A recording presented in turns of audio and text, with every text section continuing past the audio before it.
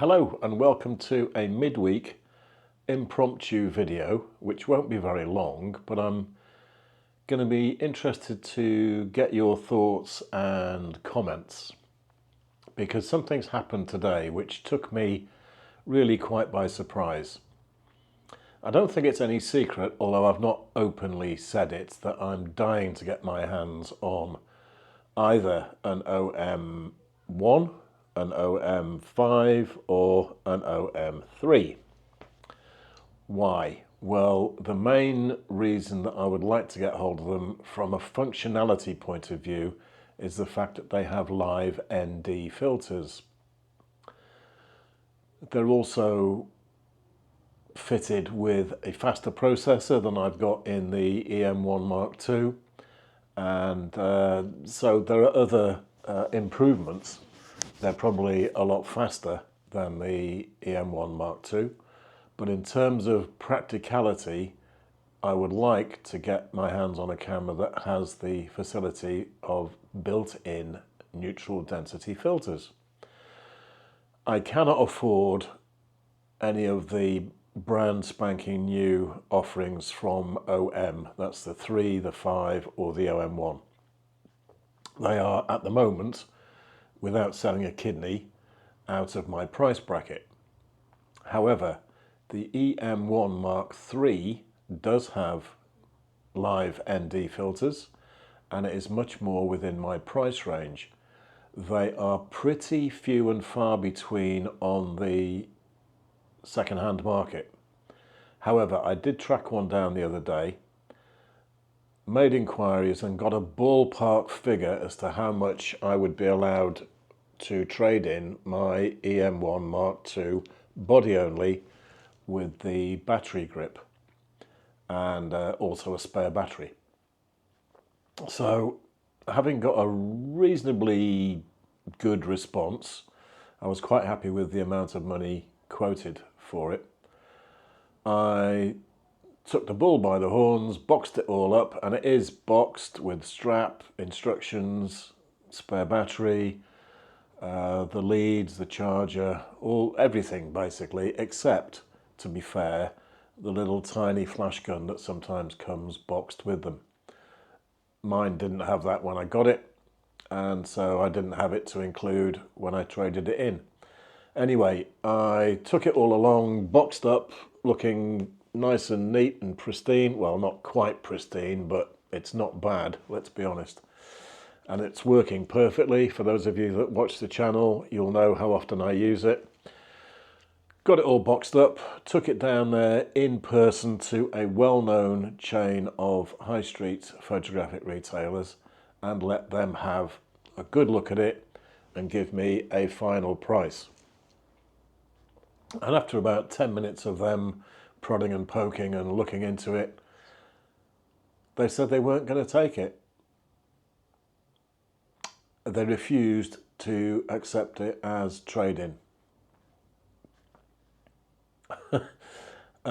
Stunned of Liverpool, I guess, really. It's the first time I've ever had anybody refuse to accept my equipment as part exchange. Now, the reason they gave was that they could see a slight mark alongside the sensor, not on the sensor, and they weren't sure whether that would have an impact on it or whether it meant the sensor had been changed at some time in the past. I don't know either. If I can, I'm going to try and take a photograph of that aforementioned mark, and you can let me know yourselves what you think. But let's assume it's there.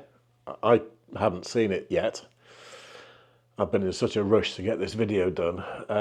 If it's there, then I don't know what it is. I have no idea. It does not affect the operation of the camera.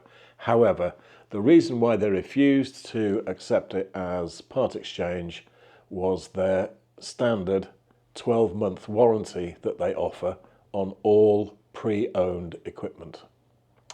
And they just felt that because of that and their uncertainty whether the sensor had been changed at all, they didn't want to know. I'm gobsmacked. I'm really gobsmacked. Anyway, it led me on to think, well, hang on a minute. You know, I can appreciate this particular company. They offer a 12-month, no quibble guarantee on all pre-owned equipment. So I kind of get where they're coming from. But surely to goodness, and this might be to the detriment of all the major chains in the photographic industry, they are limiting themselves with what they actually buy in. Now, whether that is by design or not, I really don't know.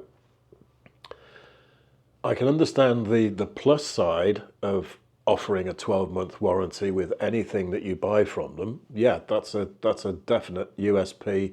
It's a good way to go about creating confidence in whoever's going to buy used equipment. I do get that. But if they had some more flexibility, they might have said to me, they might have been able to say to me, look, okay, we're going to have to mark it down slightly. We can't give a 12-month guarantee. Maybe we can give 3-month guarantee, something like that. But they can't. They refuse to do it. And this, to my way of thinking, is where the good old-fashioned independent photographic retailers come into their own. Because when I was in the business and running my own independent shop, before I was doing managerial work for a major chain of photographic retailers, I had the ability and the flexibility to look at a piece of equipment and say, yeah, well, it's not mint.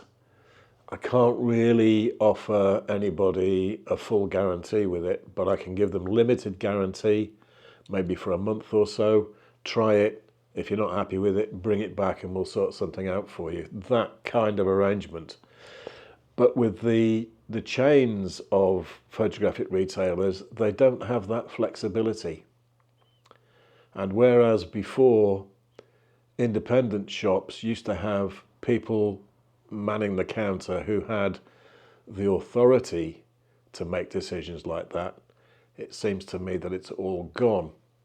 So I'm curious, have you ever had a piece of equipment refused that you were otherwise really pleased with, as I am with my EM1 Mark II?